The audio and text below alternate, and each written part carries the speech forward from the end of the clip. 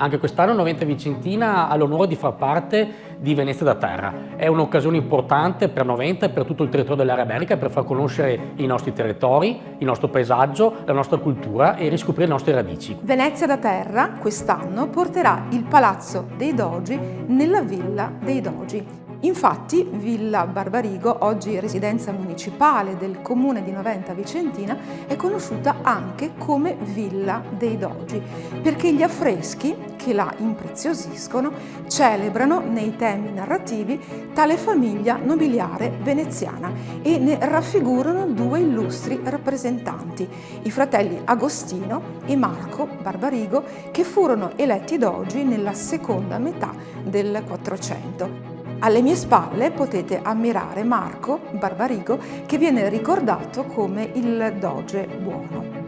Il professor Giorgio Tagliaferro della Warwick University ci parlerà invece del Palazzo dei Dogi, ossia Palazzo Ducale a Venezia, e ci illustrerà in particolare i dipinti della Sala del Maggior Consiglio, la cui ridecorazione, avvenuta alla fine del Cinquecento, riflette il tentativo della Serenissima Repubblica di rinnovare la sua tradizionale immagine di perfezione e buon governo fondato sulla difesa della libertà.